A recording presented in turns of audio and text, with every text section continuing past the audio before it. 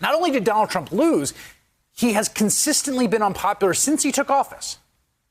At his very best, during the brief window when he was pretending to take the coronavirus seriously, Trump could reach a 46% average approval rating.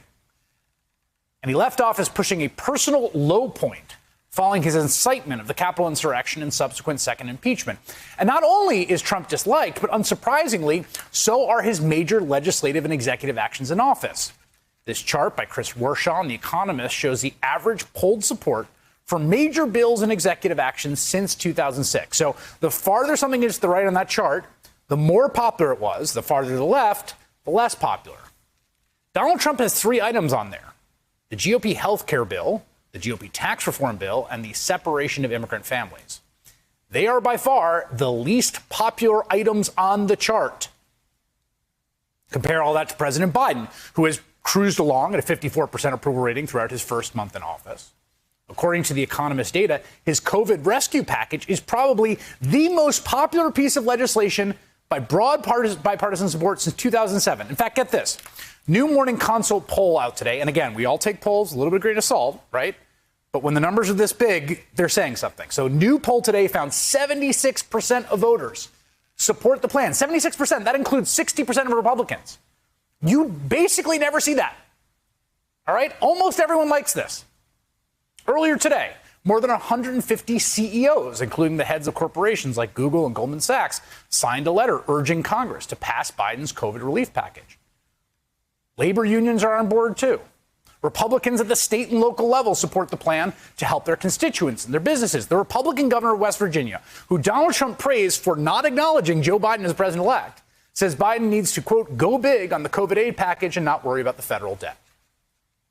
The promise of direct cash payments was clearly a huge part of how Democrats won 2 Senate seats in Georgia. It was their closing message.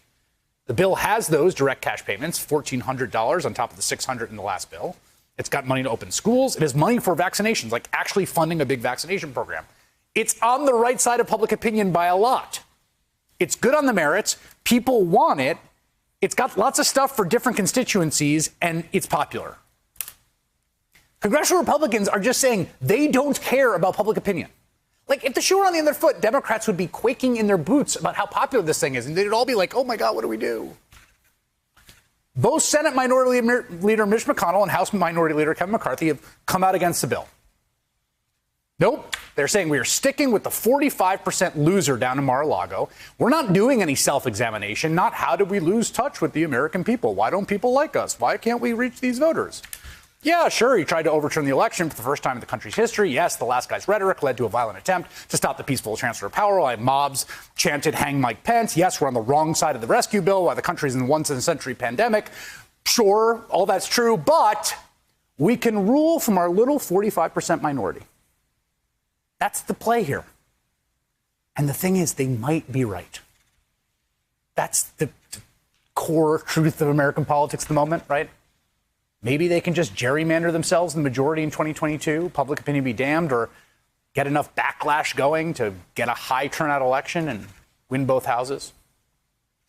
The fundamental defining feature of American politics at this moment is that one coalition has become detached from broad public opinion, from trying to achieve truly national majorities. And that's true because they are pretty confident they can game the system of America's Constitution and structures of power to successfully wield power from the position of a minority. Hey, thanks for watching our YouTube channel. You should know that you can follow today's top stories and breaking news and catch up on your favorite MSNBC shows all in one place. Download the NBC News app today.